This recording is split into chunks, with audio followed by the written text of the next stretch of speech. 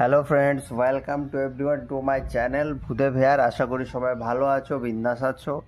তো থাম্বনেল দেখেই বুঝে গেছো যে আজকে থাম্বনেলটা হচ্ছে বেশ একটা মজাদার আলোচনা নিয়ে ধোনি আর জয় শাহের যে ফটোটা দেখতে পেলে ওটা হচ্ছে জাস্ট এন এক্সাম্পল। ওটা যে কেউ হতে পারতো, বাট আমি চেষ্টা করেছি যে চাইল্ড সাইকোলজির একটা ব্যাপার আমি তাদের দুজনের মধ্যে দিয়ে আলোচনা দিয়ে বোঝাবো।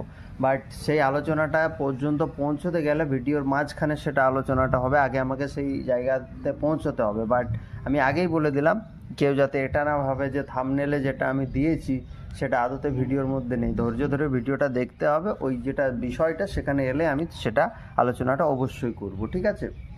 তো ধৈর্য ধরে একটু ভিডিওটা দেখতে হবে।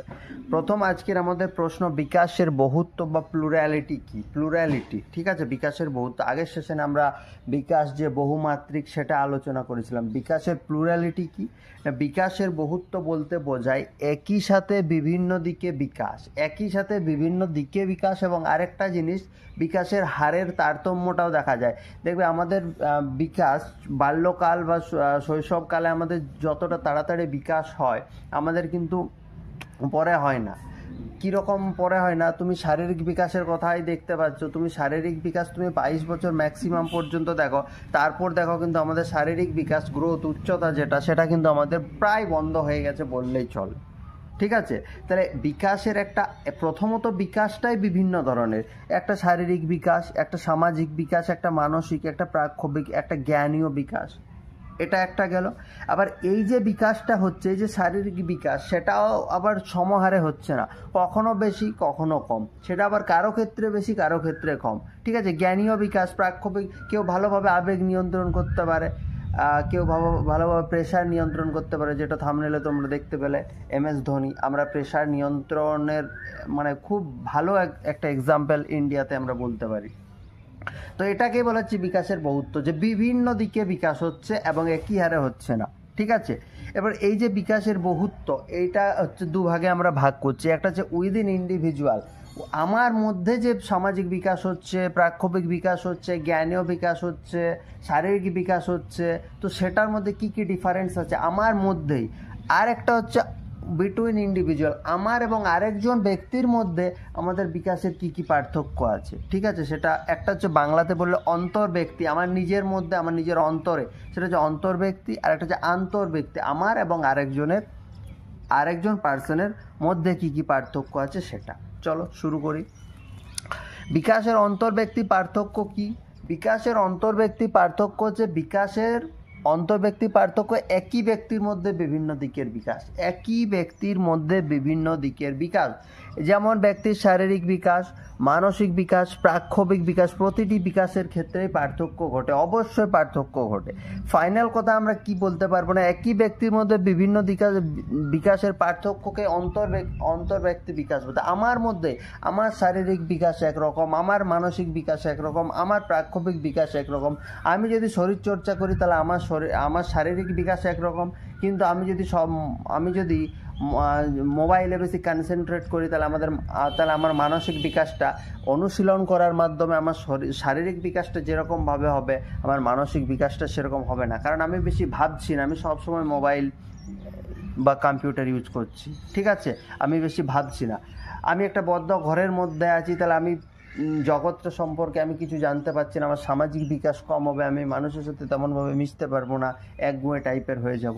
তাহলে বিভিন্ন হার ঘটছে, এবং সেটা আমার নিজের মধ্যে, আমার সামাজিক বিকাশ, আমার একদিকের বিকাশটা, শারীরিক বিকাশ আমি খুব এফিশিয়েন্ট, কিন্তু অন্যদিকে হয়তো আমি তেমনভাবে কোথাও না যাওয়ার ফলে, বাড়ির মধ্যে থাকার ফলে আমার অন্যদিকের বিকাশটা আমার তারতম্য ঘটছে। তাহলে এটা আমার অন্তর্ব্যক্তি পার্থক্য। দেখো, বিকাশের পার্থক্য হবে, সেটা আমার মধ্যে হলেও হবে, আমার এবং আরেকজনের মধ্যে, প্রত্যেকের বিকাশের নিজের বিভিন্ন দিকের পার্থক্য থাকে, এবং সাথে সাথে সেই ব্যক্তির রেসপেক্টে আরেকজন ব্যক্তির বিকাশটাকে যদি আমি তুলনা করি, তাদের মধ্যে পার্থক্য। যখন ব্যক্তির বিকাশের পার্থক্যটা তার নিজের বিভিন্ন দিকের বিকাশের মধ্যেই সীমাবদ্ধ থাকছে, তখন সেটাকে আমরা বলছি অন্তর্ব্যক্তি পার্থক্য।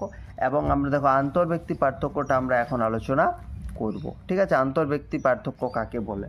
দেখো বিকাশের পার্থক্যকে যখন বিভিন্ন ব্যক্তি মানে আমি বাদ দিই, আমি যখন আমার সাথে বাদ দিয়ে অন্য কারোর সাথে তুলনা করছি তখন সেটা হচ্ছে আন্তর্ব্যক্তি। বিকাশের পার্থক্যকে যখন বিভিন্ন ব্যক্তির বিকাশের সাথে তুলনা করা হয় তখন তাকে বিকাশের আন্তর্ব্যক্তি পার্থক্য বলে। আন্তর্ব্যক্তি পার্থক্য মানে বিটুইন ইন্ডিভিজুয়াল মানে নট উইদিন ইন্ডিভিজুয়াল মানে অন্তর্ব্যক্তি, যেটা আমি আগে আলোচনা করলাম। আর এটা হচ্ছে আন্তর্ব্যক্তি মানে আমার সাথে ওর, আমার সাথে আরেকজনের, আমার সাথে রাহুলের, আমার সাথে সৌরভের, আমার সাথে নেহার, এরকম ব্যাপার। ওকে, তাহলে বিকাশের পার্থক্যকে যখন বিভিন্ন ব্যক্তির বিকাশের সাথে তুলনা করা হচ্ছে তখন তাকে বিকাশের আন্তর্ব্যক্তি পার্থক্য বলছে। যেমন এক্সাম্পলগুলো এরপরে আসছে কথাগুলো। ধরো একটা ধনী ঘরের ছেলে প্রতিদিন পুষ্টিযুক্ত খাবার খাচ্ছে। একটা ধনী ঘরের ছেলে, বাবা মায়ের টাকা পয়সা বেশি, সংসারের আয় বেশি, তার বাবা তার জন্য রোজ ফল নিয়ে যাচ্ছে, ভালো ভালো খাবার নিয়ে যাচ্ছে সেই সময় যেগুলো তার খাওয়ার পক্ষে উপযুক্ত। তার শারীরিক বিকাশটা কীরকমভাবে, শারীরিক সুদৃঢ়তাটা কেমনভাবে হবে। আর একটা ধরো গরিব ঘরের ছেলে তেমন কোনো মতে মানে দুবেলা খাবার জুটছে, তাহলে সে তো আর সেই খাবারগুলো পাচ্ছে না। ধরো এ ফল খাচ্ছে, ফলের দাম বেশি, ওর বাবার ফল কেনার ক্ষমতা নাই, ঠিক আছে? তাহলে তার শরীরটা কিন্তু তখন থেকেই এদের দুজনের মধ্যে ডিফারেন্স হয়ে যাচ্ছে। শুধুমাত্র গরিব ঘরের ছেলেরাই যে খেতে পায় না এটা না, অনেকের সেন্সের অভাব থাকে, অনেকের প্রচুর টাকা, বড় লোক, কিন্তু ওই সব না খেয়ে এগরোল, চাউমিন, উল্টোপাল্টা এইসব ড্রিঙ্কস করবে, এইসব করবে, ঠিক আছে? তাহলে এমন না যে গরিবের ঘরের ছেলেরাই মানে সব বড় লোকের ছেলেরাই শারীরিক বিকাশ ভালো, মোটেও না। বরং সিগারেট খাবে, স্মোক করবে, ড্রিঙ্কস করবে, এইসব করে কিন্তু তাদেরও শারীরিক বিকাশ আলাদা। বাট আমার এখানে কথা বলার উদ্দেশ্য হচ্ছে ইন ন্যাচারাল রুল, আমি যদি সচরাচর ধরে নিই যে ধনী ঘরের ছেলেটা সব পেয়ে যাচ্ছে বলে, সে খাচ্ছে বলে তার শারীরিক গঠনটা ঠিকঠাক হচ্ছে, অন্যদিকে কিন্তু তার হচ্ছে না, কারণ সে অন্যরকম পাচ্ছে। আরেকজন হচ্ছে যে ছেলে বা মেয়ে অল্প বয়সে সমাজের পরিবারের হাল ধরে, ধরো ছেলে হতে পারে, মেয়ে হতে পারে, আমি এখানে জেন্ডার নিউট্রালিটি নিয়ে কথা বলছি।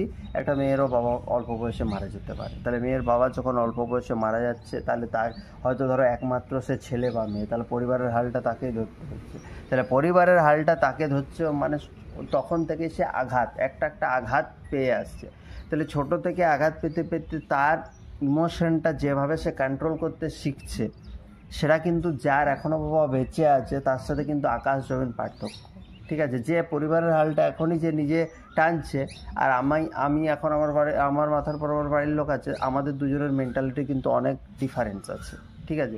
পরবর্তীকালে আমার যখন হবে তখনও কিন্তু আমি তার সাথে ম্যাচ করতে পারবো না, কারণ আমাকে পরিবারের হালটা যদি অনেকটা বড় হয়ে ধরতে হয় তখন তো আমার মধ্যে অনেকটা ম্যাচুরিটি চলে আসবে, ঠিক আছে? তাহলে তাদের বিকাশের সাথে আমার বিকাশের কিন্তু তারতম্য অবশ্যই আছে।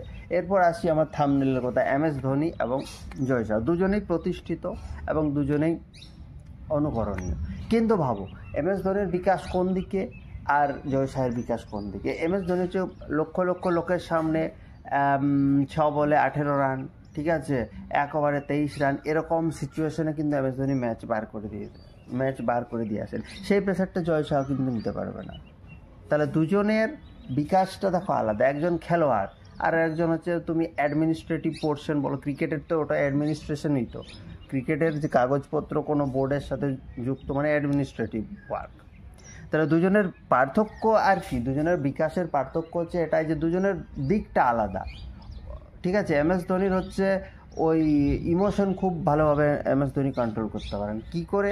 যে দেখো ক্রিকেটারদের তো সবসময় ভালো টাইম যায় না, কখনো কখনো খারাপ, যেমন 2011 ওয়ার্ল্ড কাপ জেতার পর ইন্ডিয়ার অবস্থা কয়েকটা সিরিজ খুব খারাপ গিয়েছিল। তখন যেরকম ক্রিটিসাইজ করে মানুষ, যেরকম কমেন্ট করে, সেগুলোকে ভালোভাবে নিয়ে সেগুলো সামলে উঠে আবার সেই জার্নিটাকে স্টার্ট করা, এটা কিন্তু সবার ক্ষেত্রে সম্ভব না। সে তুলনায় জয় শাহকে কিন্তু অনেক কম সহ্য করতে হয় সেগুলো। তাহলে আমি জয় শাহকে এখানে ছোটো করছি না, বাট জয় শাহ এবং MS ধোনির বিকাশের দিকটা দেখো আলাদা, এটাই হচ্ছে আন্তর্ব্যক্তি পার্থক্য। জয় শাহের বিভিন্ন দিক, যেমন জয় শাহের সামাজিক বিকাশ, জয় শাহের প্রাক্ষবিক বিকাশ, জয় শাহের জ্ঞানীয় বিকাশ। যখন আমি শুধু জয় শাহের ব্যাপারটাই আলোচনা করছি তখন সেটা হচ্ছে অন্তর্ব্যক্তি। ওয়ার MS ধোনির সামাজিক বিকাশ, MS ধোনির শারীরিক বিকাশ, MS ধোনির প্রাক্ষবিক বিকাশ, যখন MS ধোনির রেসপেক্টটাই থাকছে সেটা হচ্ছে অন্তর্ব্যক্তি। কিন্তু যখনই MS ধোনির বিকাশগুলো আর জয় শাহের বিকাশগুলো আমি তুলনামূলকভাবে আলোচনা করছি তখন দেখছি কেউ অন্যের চেয়ে এগিয়ে, কারো এই বিকাশটা ভালো, ও ওই ক্ষেত্রে বেটার, এরকম, তখন সেটা হয়ে যাচ্ছে আন্তর্ব্যক্তি পার্থক্য। ঠিক আছে, থাম্বনেলে যে ছবিটা ছিল সেটা অবশ্যই প্রাসঙ্গিক, অপ্রাসঙ্গিক কিছু নয়, এবং সেটা ভিডিওর মাঝখানে সেটা ডিসকাশন পাবে। ঠিক আছে, তাহলে আশা করছি বোঝাতে পারলাম। চলো পরের প্রশ্ন কী আছে দেখা যাক। তো পরের প্রশ্ন আজকে আমাদের রয়েছে নির্মিতিবাদ বা নির্মাণবাদ, কনস্ট্রাকটিভিজম কাকে বলে। দেখো, আমি যেরকম করে মনে রাখি, মুখস্থ করার দরকার নেই। নির্মিতিবাদ, নির্মাণ করে করে চলা, নির্মাণ করে চলা, আমি নিজে নির্মাণ করব, আমি কারো কোনো বাঁধাধরা কনসেপ্ট, আমি কারো কোনো বাঁধাধরা নিয়ম আমি ফলো করব না, আমি নিজে নির্মাণ করে করে চলবো, ব্যাস, শেষ, নির্মিতিবাদ শেষ। নির্মাণবাদ হলো একটা শিক্ষাগত তত্ত্ব বলতে পারো, দার্শনিক তত্ত্ব বলতে পারো। জ্ঞান নিষ্ক্রিয়ভাবে গ্রহণ করা যায় না। জ্ঞান এটা একটা থিওরি। তো নির্মিতিবাদ, নির্মাণবাদ এটা একটা থিওরি। বলছে জ্ঞান নিষ্ক্রিয়ভাবে গ্রহণ করা যায় না, কখনোই যায় না। আমি কোনো কিছু একটা শিখবো, সেটার প্রতি যদি আমি প্রথমে আমাকে কনসেন্ট্রেট করতে হবে, আমি তখনই সেই বিষয়টার প্রতি কনসেন্ট্রেট করতে পারবো যখন আমি সক্রিয় হব। সক্রিয়তা ছাড়া কনসেন্ট্রেশন ইম্পসিবল, অ্যান্ড কনসেন্ট্রেট না করলে আমি কিন্তু সেটা নিতে পারবো না। তার থেকে হয়তো 100%-এ 15% নিতে পারবো, যেটা নিয়েও আমার কিছু লাভ নেই, কারণ কোনো একটা জিনিস সম্পর্কে আবছা ধারণা রেখে তো লাভ নেই, সেই ব্যাপারটা সম্পর্কে স্পষ্ট ধারণা রাখতে হবে। তাহলে নির্মাণবাদ হলো একটা শিক্ষাগত তত্ত্ব যা বলে জ্ঞান নিষ্ক্রিয়ভাবে গ্রহণ করা যায় না, জ্ঞান অর্জন করতে হলে সক্রিয় হতে হয়। জ্ঞান নিষ্ক্রিয়ভাবে গ্রহণ করা যায় না, জ্ঞান অর্জন করতে হলে সক্রিয় হতে হয়।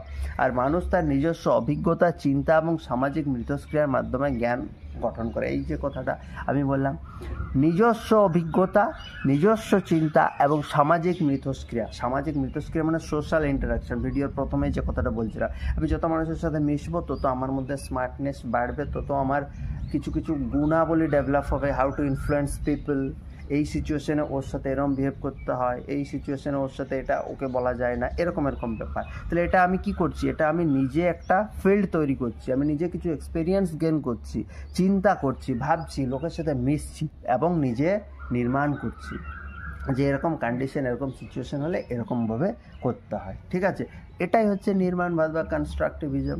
বোঝা গেছে? নির্মাণবাদের জনক হিসেবে দুজনকেই বলা যেতে পারে, একটা হচ্ছে জন পিয়াজে এবং হচ্ছে ভাইক টক্সি না টস্কি, যাই হোক, ভাইক টস্কি, অ্যাকচুয়ালি ওটা ভুল লেখা আছে বাংলাতে।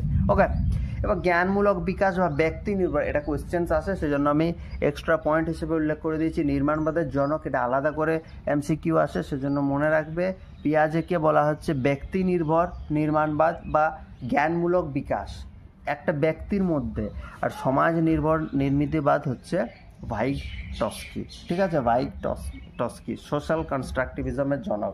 সোশ্যাল যখনই হচ্ছে তখনই ইন্ডিভিজুয়াল হচ্ছে না, উইদিন ইন্ডিভিজুয়াল হচ্ছে না, একজনের সাথে আরেকজন, সেটাই হচ্ছে সমাজ নির্ভর নির্মিতিবাদ। তাহলে সমাজ, এরকমও যদি কোয়েশ্চেন্স আসে যে সমাজ, সোশ্যাল, যেটা আমি বললাম ডেভেলপমেন্ট বা সোশ্যাল কনস্ট্রাকটিভিজম, সেটার সাথে আমার কোনটা রিলেটেড হয়ে যাচ্ছে, সেটার সাথে আমার রিলেটেড হয়ে যাচ্ছে উইদিন ইন্ডিভিজুয়াল, এক ব্যক্তির সাথে আরেকজন।